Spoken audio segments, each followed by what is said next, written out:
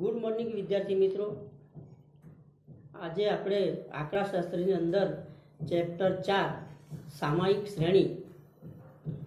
શ્રેણી અને એના ઘટકો જુદા જુદા। તો સામાયિક શ્રેણીમાં આપણે અગાઉ શીખી ગયા છે નિયત સંબંધમાં કે સાપેક્ષ ચલ અને સ્વતંત્ર ચલ આધારિત ચલ બે ચલનો અભ્યાસ કરવામાં આવે છે। એક ચલમાં કંઈક વધારો અથવા ઘટાડો કરવામાં આવે તો બીજા ચલની અંદર કેટલા પ્રમાણમાં વધારો કે ઘટાડો કરવામાં થાય છે તેનો અભ્યાસ આપણે જોઈ ગયા છે।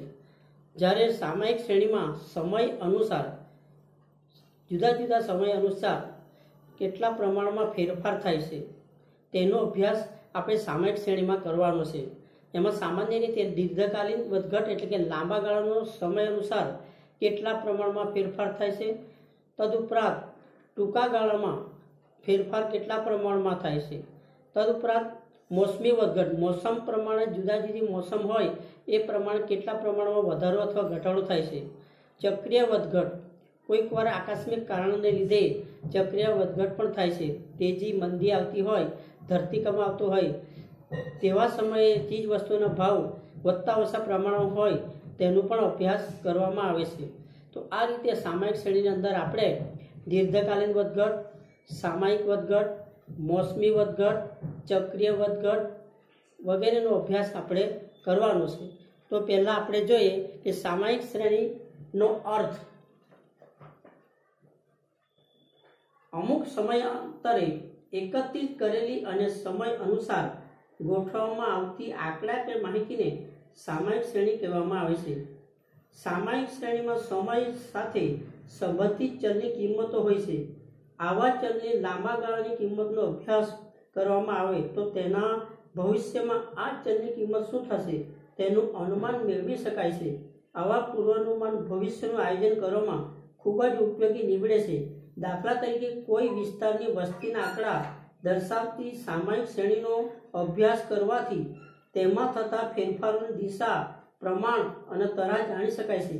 આગામી સમયમાં આ વિસ્તારના લોકો માટે જરૂરી સાધનો, તબીબી સુવિધાઓ, રોજગારીની તકો, શિક્ષણ જેવી બાબતોનું આયોજન કરી શકાય છે। જુદી જુદી કંપનીઓના શેરના ભાવની સામાયિક શ્રેણીનો અભ્યાસ કરવાથી કયા શેરના ભાવમાં કેટલો ફેરફાર થયો છે તે જાણી શકાય છે। સામાયિક શ્રેણીમાં એક નિશ્ચિત સમયાંતર બદલાતી ચલની માહિતી દર્શાવવામાં આવે છે। સમયનું એકમ અભ્યાસ હેઠળ ચલ પર આધારિત છે। દાખલા તરીકે વસ્તીના આંકડા દર 10 વર્ષે મળે, કુલ એકઠા કરેલી સેલ ટેક્સની વાર્ષિક માહિતી વગેરેનો અભ્યાસ કરવામાં આવે છે। હવે આપણે જોઈએ સામાયિક શ્રેણીનું મહત્વ। શા માટે સામાયિક શ્રેણીનો અભ્યાસ કરવામાં આવે છે? આધુનિક યુગમાં વેપાર તેમજ ધંધાકીય પ્રવૃત્તિમાં વધતી અનિશ્ચિતતાના કારણે સામાયિક શ્રેણી વડે એકઠી કરેલી માહિતી ખૂબ જ અગત્યની બને છે। નીચેના કારણસર સામાયિક શ્રેણીના અભ્યાસનો મહત્વ પ્રાપ્ત થાય છે।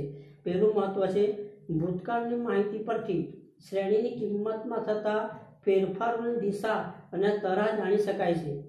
બીજું મહત્વ શ્રેણીની કિંમતમાં કેટલાક પ્રમાણમાં ફેરફાર થાય છે તે પરથી ભવિષ્યમાં થતા ફેરફારનો અંદાજ મેળવી શકાય છે। ત્રીજું મહત્વ ભવિષ્યની અંદાજિત કિંમતથી અગત્યના નિર્ણયો લઈ શકાય તેમજ ઉદ્યોગની કે સરકારની નીતિ ઘડતરમાં સરળતાથી મળી રહે છે।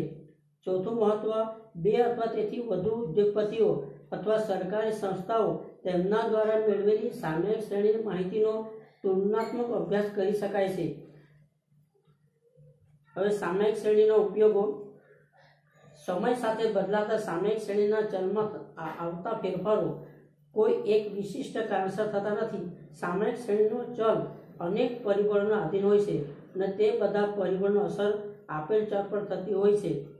તેથી તેના જુદા જુદા ઉપયોગો જોઈએ। સામાયિક શ્રેણીની ચલ પર અસર કરતા વિવિધ પરિબળો ઓળખવા, આ પરિબળોને અલગ અલગ તારવીને તેમાંથી આપેલ ચલ ઉપર દરેકની અસર કેટલા પ્રમાણમાં થાય છે તે નક્કી કરવું। આ પ્રકારે કરવામાં આવેલી સામાયિક શ્રેણીનું પૃથ્થકરણ વેપાર, વિજ્ઞાન, સામાજિક અને રાજકીય ક્ષેત્રે તેનું ઉપયોગી છે। ભૂતકાળની પરિસ્થિતિને જાણી શકાય અને તે પરથી ચલનો પ્રકાર અને માપ મેળવી શકાય છે। 2. ચલની ભવિષ્યની કિંમતોનું આંકડાશાસ્ત્રીય રીતની મદદથી અનુમાન મેળવી શકાય છે। 3. મેળવેલ અનુમાનિત કિંમતના આધારે ભવિષ્ય માટે યોગ્ય નિર્ણય લઈ શકાય છે તેમજ કાર્યનું આયોજન કરી શકાય છે. 4.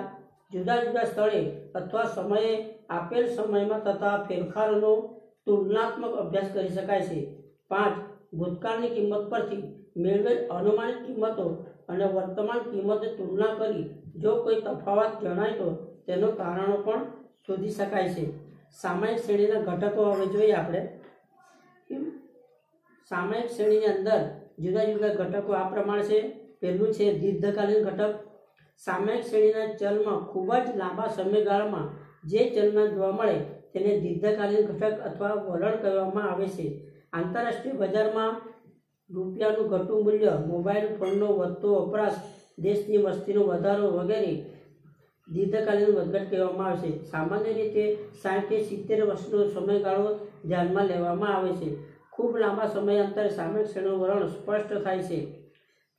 10 થી 15 વર્ષનો ગાળો પણ ધ્યાનમાં લેવામાં આવે છે. હવે સામયિક શ્રેણીને વલણ દર્શાવવા ઘટકને આપણે ટી વડે દર્શાવીશું. બીજું છે મોસમી ઘટક. સામયિક શ્રેણીના ચલના ખૂબ જ ટૂંકા ગાળામાં જે લગભગ નિયમિત વધઘટો થાય છે તે મોસમી ઘટકની અસર છે. સામાન્ય રીતે આ ઘટકોના પુનરાવર્તનો સાથે ગાળો 1 વર્ષથી ઓછો હોય છે. આ વધઘટનો અભ્યાસ કરવા માટે સામયિક શ્રેણીની ટૂંકા ગાળાની કિંમત પણ ધ્યાનમાં લેવાય છે. ચલની વાર્ષિક કિંમત પ્રાપ્ત હોય તો તેમાંથી મોસમી ઘટક વિશેની માહિતી મેળવી શકાય છે. અશક્ય હોય છે. સામયિક શ્રેણીના મોસમી ઘટક નીચે પ્રમાણે છે. કુદરતી પરિબળોની અસર. સામયિક શ્રેણીની કિંમતમાં ઋતુ અથવા હવામાનના ફેરફારને સંલગ્ન વધઘટો થાય છે. આથી વધઘટો લગભગ નિયમિત અંતરાલે થતી હોય છે. દાખલા તરીકે ઉનાળામાં પંખા, કુલર કે એસીની માંગ વધે તો શિયાળામાં ગરમ કપડાની માંગ વધે. ખેતરમાં નવો પાક તૈયાર થતાની બજાર ભાવ ઘટે વગેરે. માનવ સર્જિત પરિબળો. 1 વર્ષથી ઓછા સમયગાળામાં થતી લગભગ નિયમિત વધઘટો તહેવારો, સમાજના રીત રિવાજો, લોકોની આદત વગેરેને કારણે આવતી હોય છે. દાખલા તરીકે લગ્નસરામાં આભૂષણની ખરીદી વધે છે. ઉત્તરાયણ દરમિયાન પતંગની માંગ વધે છે. તો આ રીતે હવે ત્રીજું છે ચક્રીય ઘટક. સામયિક શ્રેણીમાં 1 વર્ષથી વધુ સમયગાળામાં થતી લગભગ નિયમિત વધઘટ ચક્રીય ઘટકની અસર હોય છે. મોસમી ઘટક કરતાં આ ઘટકના લીધે થતા ચલનમાં ઓછી નિયમિતતા હોય છે. આ વધઘટોના આવર્તનકાળનો સમય 2 થી 10 વર્ષનો હોઈ શકે. અતિ વિશિષ્ટ સંજોગોમાં 10 થી 15 વર્ષનો પણ હોય છે. સંપૂર્ણ શ્રેણીનો સમય 40-50 વર્ષ કે તેથી વધુ હોય તો તેના પ્રમાણમાં ચક્રીય ઘટકના ચલનનો સમય ઓછો હોવાથી આ ઘટક પણ અલ્પકાલીન ઘટક તરીકે ઓળખવામાં આવે છે. ધંધાકીય પ્રવૃત્તિમાં આવતા તેજી મંદી ચલનનું ઉદાહરણ છે. ચક્રો મંદી, વૃદ્ધિ, તેજી પડતી એવી 4 સ્થિતિમાંથી પસાર થાય છે. વેપારને લગતી તેમજ આર્થિક બાબતો જેમ કે ઉત્પાદન, વસ્તુનો ભાવ, શેર બજાર, શેરનો ભાવ વગેરે વગેરે ચક્રીય વધઘટને સંકેતમાં સીટી વડે દર્શાવવામાં આવે છે. હવે યાદચ્છિક અથવા અનિયમિત ઘટક. સામયિક શ્રેણીના ચલની અલ્પકાલીન વધઘટોમાં મોસમી અને ચક્રીય એવા લગભગ નિયમિત ઘટકો ઉપરાંત અનિયમિત અથવા યાદચ્છિક ઘટકની અસર પણ જોવા મળે છે જે ટૂંકા ગાળાની અસર છે. કોઈ આકસ્મિક કે અણધાર્ય કારણસર શ્રેણીની કિંમત બદલાય તો તેને ફેરફારો યાદચ્છિક ચલન કહેવાય. આ ચલનનો સમયગાળો અને અસર નિશ્ચિત હોતા નથી. જે ચલનને વલણ મોસમી ઘટક, ચક્રીય ઘટકમાંથી કોઈ પણ એક તરીકે નિર્દેશ ન શકાય તે ચલન યાદચ્છિક ઘટકની અસર હોય છે. આ વધઘટો સંપૂર્ણ અનપેક્ષિત અનિયમિત રીતે આવે છે. તેની આગાહી કરી શકાતી નથી. સંકેતમાં તેને આરટી વડે દર્શાવવામાં આવે છે. સમય ટી પર આધારિત સામયિક શ્રેણીના ચલ વાયટીની કિંમત વલણ ટી, મોસમી ઘટક એસટી, ચક્રીય ઘટક સીટી અને યાદચ્છિક ઘટક આરટીના સંયુક્ત અસરથી નિશ્ચિત થાય છે. સામયિક શ્રેણીમાં યોગ્ય મોડેલ આ પ્રમાણે છે. વાયટી બરાબર T plus ST plus CT plus RT. તો આ રીતે સામયિક શ્રેણીની જુદા જુદા વલણો છે. હવે વલણો માપવાની જુદી જુદી રીતો આપણે જોઈએ તો એમાં પહેલી રીત છે આલેખની રીત. વલણ શોધવાની આ સૌથી સરળ રીત છે. અહીં નિરપેક્ષ ચલ એટલે કે સમય વાયટીને એક્સ અક્ષ પર અને સાપેક્ષ ચલ વાયટીને વાય અક્ષ પર લઈ જુદા જુદા બિંદુઓનું આલેખન કરવામાં આવે છે. આ બિંદુઓને ક્રમશઃ રેખાખંડ પર જોડવાથી આ પરથી કિંમતો અસર વધઘટ મળે છે. ત્યારબાદ તે બિંદુઓની વચ્ચેથી પસાર થતો સરળ વક્ર અંદાજથી દોરવામાં આવે છે. આ વક્ર શ્રેણીમાંથી અલ્પકાલીન વધઘટની અસર અવગણીને વલણ દર્શાવે છે. દરેક વક્ર સંભાળીને ભવિષ્યના અનુમાનો મેળવવામાં આવે છે. આલેખની રીત ફાયદા અને મર્યાદા. ફાયદા: આ રીત સમજવામાં અને વાપરવામાં સરળ છે. કોઈપણ ગાણિતિક સૂત્ર અથવા ગણતરી વગર વલણ મેળવી શકાય છે. સુરેખ વલણ ચલણ ન હોય તો પણ આ રીત વાપરી શકાય છે. વલણ મેળવવા માટે કયા પ્રકારનું વક્રનું આયોજન કરવું તે અંદાજ આ રીતે મેળવી શકાય છે. જુદી જુદી વ્યક્તિઓ દ્વારા જુદા જુદા વક્રો દોરી તેની શક્યતા રહે છે. તેની વલણ તેમજ અનુમાન એકરૂપતા રહેતી હોય છે. આ રીત ગાણિતિક ન હોવાથી અનુમાનિત કિંમતો સંપૂર્ણ રીતે ચોક્કસ હોતી નથી અને તેની વિશ્વસનીયતા કેટલી તે જોવાતું નથી. આ એની બે મર્યાદા છે.